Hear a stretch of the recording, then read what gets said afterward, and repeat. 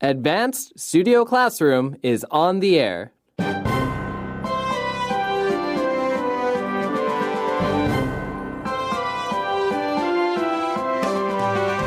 Join us as we continue walking through history on the Nakasendo Way.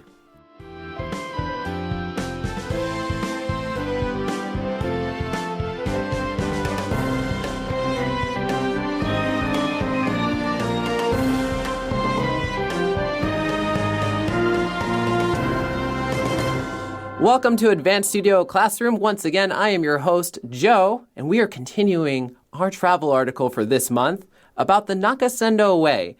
Now, listeners, I am not the most expert in Japanese history and Japanese culture, and that's why I bring on someone like Yvonne. Yvonne, I need some help in understanding some of these terms, but before I get into that, I'm going to do just a really quick summary. So, yesterday, we started talking about the Nakasendo Way, which was an important walking trail that was used by shoguns. They were military dictators that had a lot of power, and people would walk down this way. There were lots of stopping points. You could get food, you could get lodging, but for a long time, it fell into disrepair. No one was using it. People started driving cars.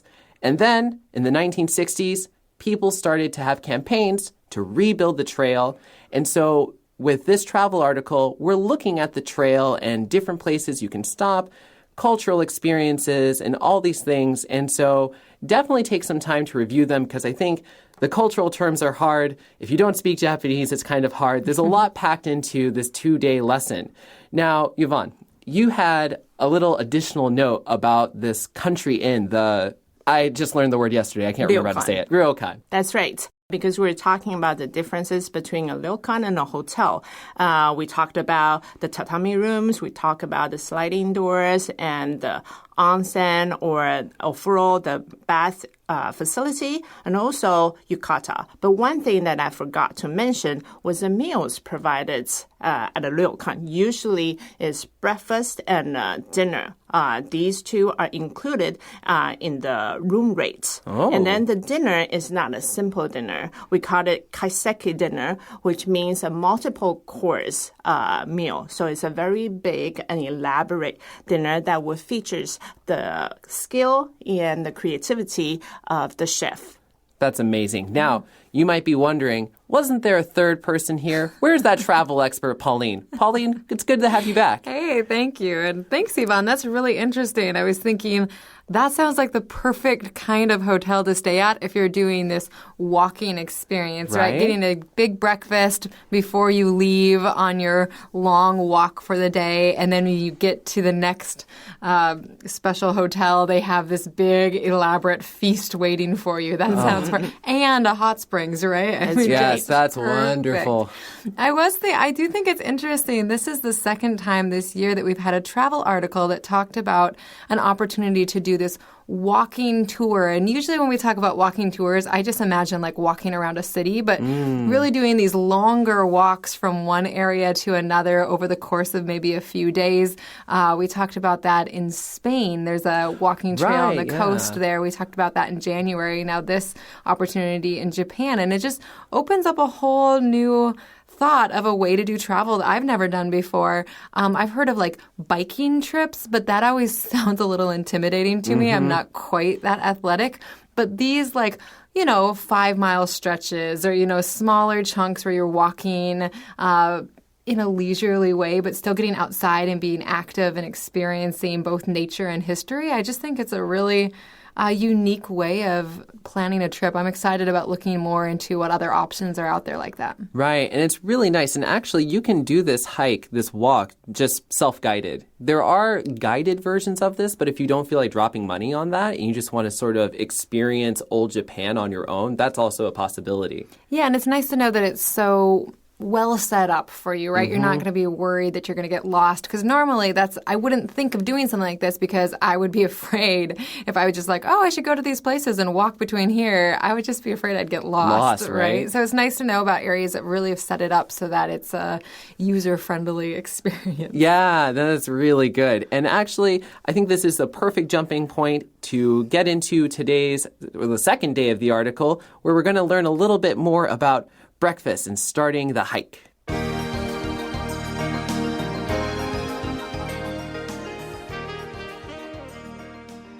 The next day, a breakfast of steamed rice, broiled salmon, chilled omelet, and tofu with marinated spinach and green beans prepared us for the day's walk.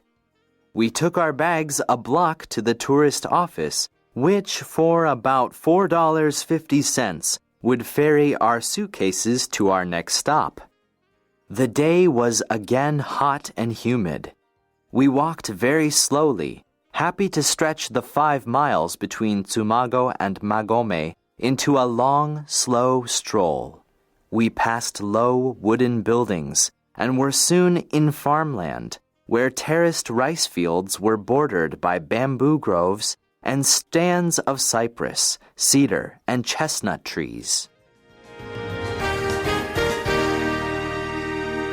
Pauline, we heard about dinner. What do you think of breakfast? Well, okay, so full disclosure, guys, I think many of you know I'm vegetarian, so I'm not going to get excited about the broiled salmon, even though I know many people would. And you may also know, maybe I haven't said on advance, I also hate eggs. So the idea, and then the idea of a chilled egg thing, like chilled eggs, not going to lie, it does not excite me.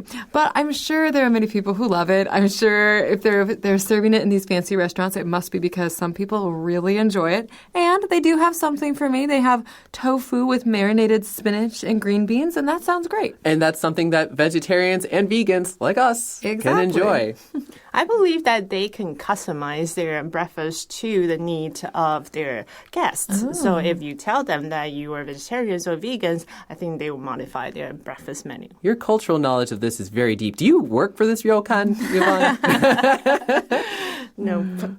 Well, I love this next part, you guys, to find out that you don't have to backpack your stuff with you from one village to the next. I mean, that just makes all the difference in the world. And I remember that from the last article I was talking about, too, that they had a similar situation set up, and that you could have your bags or your luggage sent ahead of you so you can just enjoy the stroll without having all of this heavy stuff on you.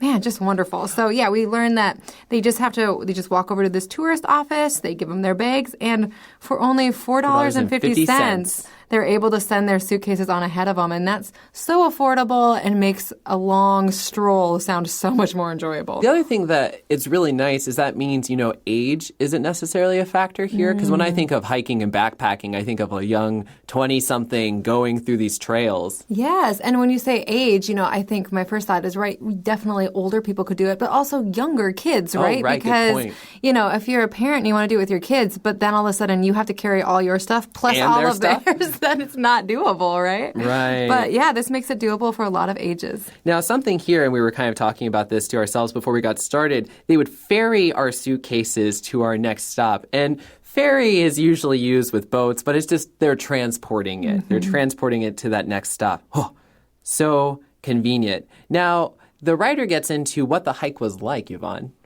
Right. It says the day was again hot and humid. So I can imagine that probably did it in summer. Right. And then there's about 5 miles between these two villages called Tsumago and Magone. But because they just want to take their time, so they're very walking very slowly, and they're very happy to turn this 5 miles into a very slow stroll, which is just a slow and relaxed walk. Right, just kind of strolling along. Yeah, maybe going from shade to shade, right? When I hear hot and humid, I think, oh, yes, I would have to walk very slowly. Take some water breaks. Yes, take some water with you. Maybe bring one of those sun umbrellas that everybody in Asia remembers to bring, and I always forget.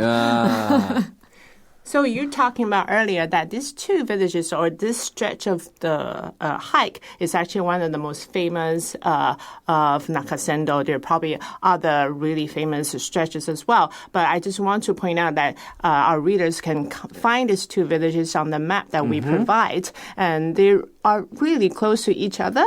However, they located in different prefectures. Like Tsumago is in the prefecture of Nagano, and Magone is in the prefecture of Gifu. Gifu, yep. And I've actually gotten to visit Jifu. And so like Yvonne, I got really close to the trail without realizing I was near the trail. All right, both of us need to talk to Brandon, and we're both going to go. It's going to be great. We'll bring Carolyn too. We'll bring Hey, what about me? Oh, Pauline, you're coming too. We'll get everybody. We'll just all disappear. Sorry, listeners. Now, we get into kind of what the environment was like. So they started passing these low wooden buildings. And so many of these buildings are no more than 2 stories high. They're very, very low, short to give that historical look. And then they're in farmland, Pauline. Yeah, but not farmland like I picture being from Montana. We're not talking about, long, flat fields of corn or wheat. Now here it's terraced rice fields. So terraced are going to be on hillsides. And yeah, I'm sure it's really beautiful. Plus, there are bamboo groves and stands of cypress, cedar, and chestnut trees. So actually a lot of different scenic areas that you're walking through, not just one type of scene during that whole walk. Right. I think what's nice is this kind of walk, if you're a history lover, there's something for you. If you're into nature, there's something for you. If you're into fitness, don't go with people who stroll, but there's something for you too. And from the vegetation, I think we can guess that this stretch of road is somehow at a certain elevation because we have cypress and cedars, which are both evergreen trees, and they are not, like wide, broad leaves, but like needle-like leaves. Oh, there we go. Well, we are going to continue our journey with our next reading.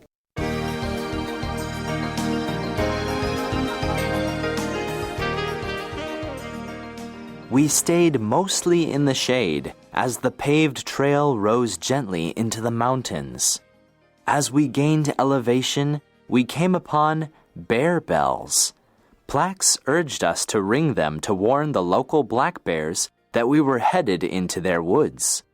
We rang loudly and often, but we saw no bears. We found public toilets at regular intervals, too.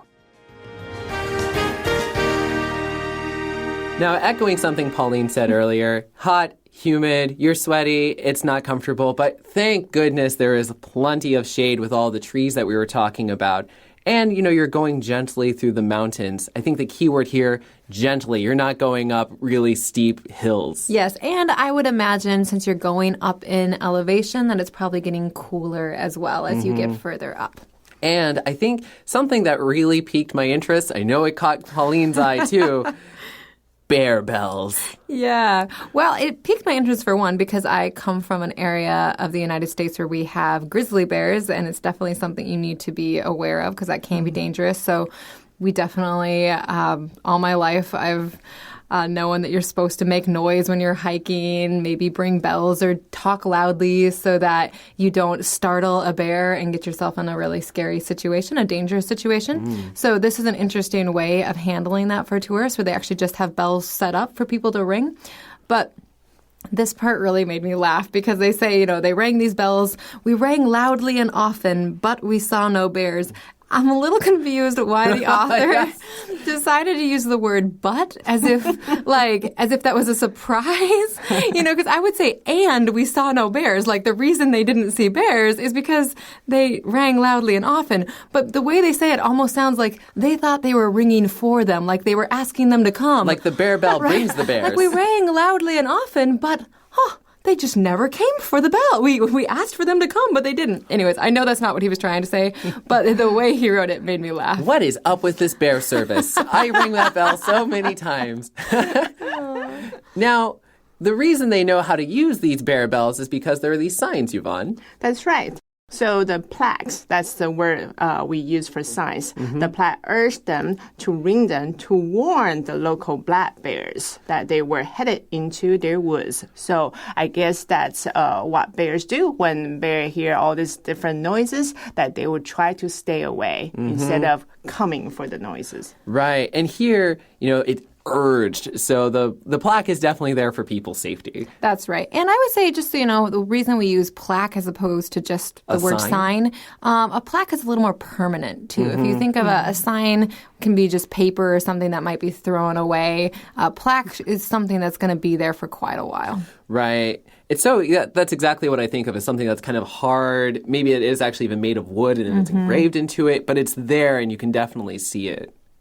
And here, I was actually thinking about the fact that, and I can't remember when, but I remember we've done articles in the past about warning signs in nature and how important it is to actually read signs and how different places struggle with exactly how much signage is required to make people safe. Oh, yeah, that's right. It does bring up some of our other articles. Does it ring a bear bell? It does ring a bell.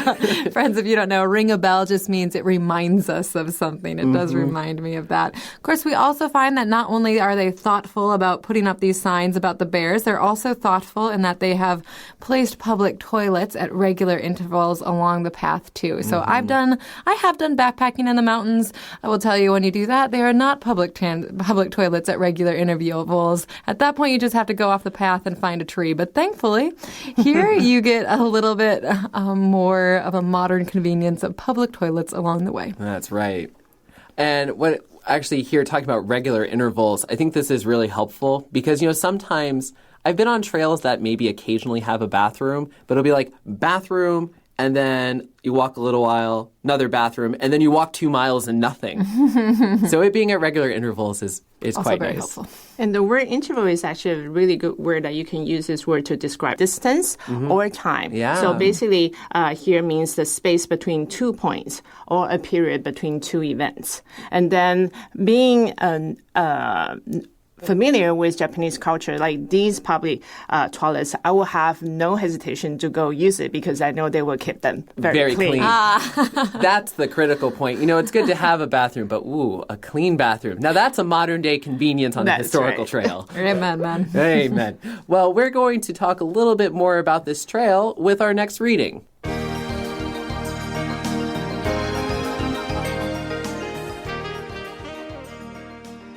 Along the trail. We encountered walkers coming from the other direction, but we usually had the trail to ourselves. The temperature rose. At the crest of Magome Pass, we were happy to find a roadside store offering cold drinks, hot coffee, and a lovely chestnut ice cream. From there, it was an easy downhill for the last mile or so into picturesque Magome, a popular jumping-off point for Nakasendo walkers.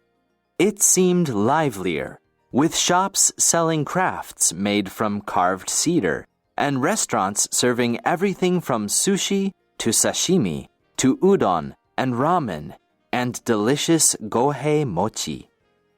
After a late lunch, we checked into the Tajimaya and again enjoyed the comforts of modern air conditioning and the amenities of an ancient ryokan, the yukata, the onsen, and another marvelous multiple-course Japanese meal.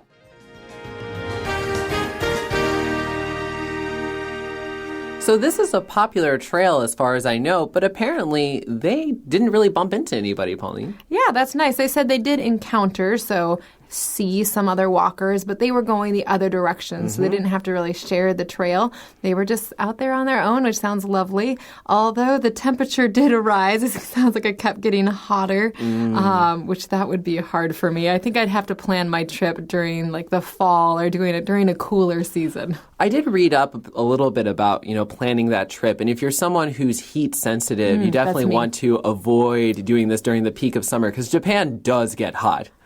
And so trying to plan out that is really important. Now, they get to the crest of Magome Pass, and, we talk about crest, the highest part of a hill. They get to that top part, and they find something that I think anybody would be delighted to find, Yvonne. Well, they find a shop offering cold drinks, hot coffee, and a lovely chestnut ice cream.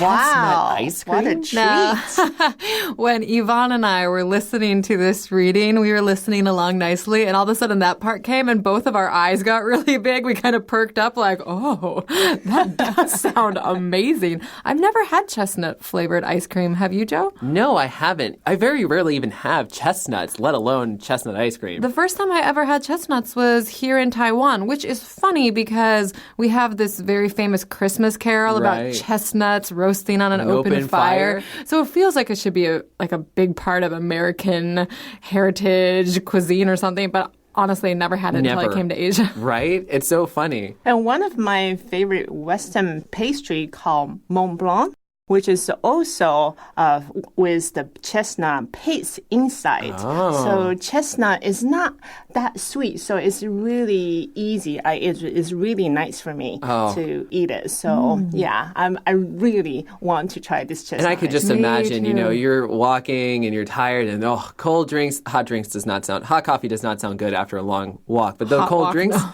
hot walk, hot coffee, no thanks. But that ice cream and the drinks, that sounds like that would be nice as a hiker. Yeah, and then it's nice that they get to, they finally make it to the peak. They get to have some ice cream, and now they can relax as they go downhill. It's really funny in English. Sometimes we say it's all downhill from here, and that actually means it's a negative thing. We'll say like, oh, it's all downhill from here. It means it's going to get worse. Things aren't going to go well. But as somebody who's done hiking and biking, that kind of thing, I never understand that phrase, because when you finally get to the downhill section, you're so happy, It's right? so you relaxed. finally get to relax. Yeah, that's a good point. We do say, oh, it's all downhill from here. Because, you get to the top of something and then you have to go back down. But honestly, if you're hiking, downhill's that's amazing. the best. So they go downhill for the last mile or so into picturesque Magome. And that picturesque word, I think, is beautiful. Just that idea of it's a gorgeous space. It's a gorgeous area. And this is apparently a popular spot for walkers, Yvonne.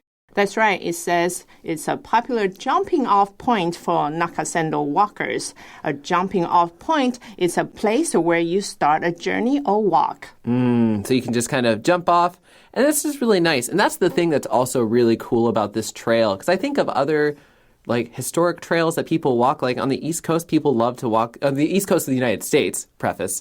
People like to walk the Appalachian Trail. And that is not nearly as nice. There is no ice cream. And the jumping off points is like a small town with nothing really there. Yeah, and I think that's why I have such a different picture in my head when I think about doing like a walking travel experience like this, because again, that would be with backpacks, right? You're not Yes. sending your stuff ahead. That's No. yeah, exactly. So different. So this is a really nice opportunity. Right, yeah, it's so good. And so, it seemed like, they get to Magome, and this is a really nice spot. It seemed maybe even a little bit more lively. There are things going on, and you can do a lot at this place, Yvonne. That's right. Say there are shops selling crabs made from carved cedars and restaurants serving everything from sushi, sashimi, or udon and ramen. The last two were noodles. I think both of us, most of our listeners know. And then there's that delicious gohei mochi. We have a picture of that. But Joe, tell us more about this kind of treat. Oh, I love gohei mochi. So actually, mochi, we have a good picture of it and a little bit of a description. You basically have this leftover rice, you pound it into a paste, make a cake, and here's the thing. It doesn't really have flavor on its own. So it depends on what you do with it. And one of the things that can get added is things like maple, or apparently there's chestnut syrup. Oh, man. Like, what am I missing out here? You're I didn't really have missing chestnut out. syrup while I was over there, but I did get like the salt and maple, and that's just really nice. I mean, at that point, it's kind of a delivery system for the sweetness. But I also found out that they can serve this savory, so they can put soy sauce or miso. So it's not just sweet, but Right. salty. I just prefer the sweet one, but the miso's good too. And I could just imagine like these sorts of shops with like carved cedar and everything. The smell must be so good. I can almost kind of imagine. And you get all these traditional foods. You get your udon and ramen. It just sounds really amazing, especially if you are a Japanese food lover. Oh, yeah, absolutely. Like we were saying before, you get a little bit of everything with this tour. It's good for nature lovers, for people who like to go on an active vacation. You get some walking in. You have the cultural piece, but it's also great for foodies. Right, for foodies, that's a good point. There's all sorts of good, delicious treats you can get. We talked about chestnut ice cream, the mochi. It's just, now I'm hungry. But it's also good for relaxing too, right? We get back to the modern comforts of air conditioning, praise the Lord, after that hot hike, and then also the ancient amenities of these Ryokan. Thank you. So we're here to back you up, Pauline. Yeah, amenities is kind of an interesting word because we typically think of, a swimming pool, like a fitness center, that kind of thing. But it's all the spaces you can enjoy within that ryokan. Right. Besides facilities, it can be things too. So everything that's designed to make life more pleasant and comfortable for people who stay in an area, community, or a hotel. So actually, amenities is quite an umbrella term. And so sometimes if a hotel says they offer amenities, it might be wise to ask, which amenities? Right. Exactly. And so, yes, of an ancient ryokan. And I love they give us that list again. You have that yukata, which, okay, Yvonne, this is my Japanese test. I think this is the bathrobes, right? That's right. Yes, passed. Okay, good. And then we have the onsen, which, again, you've had your hot day of hiking, and so you can just kind of go into that hot spring and relax. And then perhaps even more important, there is a marvelous multi-course Japanese meal. And I believe we actually have a picture of that meal that they got to have here in the bottom left-hand corner of our magazine. And you can read a little bit more about that in the sidebar to an evening meal at someplace. Fujioto. So I guess that's not actually the meal they had, but that's probably it's a good example of the type of dinners they were getting to have on this trip. Right. And that's a really good way to, as we would say, whet your appetite to start to kind of build up that desire to eat. And then one extra tip is that even though we call ryokan as country inn, but be careful because ryokan are usually not very cheap. Very average, you pay 15,000 to 25,000 yen for one night at ryokan. So, but there's also high end. There's also the more economic type. So when you do your research, you need to bear that in mind. Yes, you got to keep that in mind because you don't want to break bank and lose all your money on this trip. And Japan will definitely do that to you. Things are expensive. Well, wow, this has been an absolutely amazing 2-day article where we've gotten into traveling, food, history, all that good stuff. And so I encourage you to take time, review, watch the review skit, really soak in the lesson, and then buy your plane ticket. And I will see you there, listeners. And I'm Joe. This is Pauline. And Yvonne. Saying sayonara. Goodbye.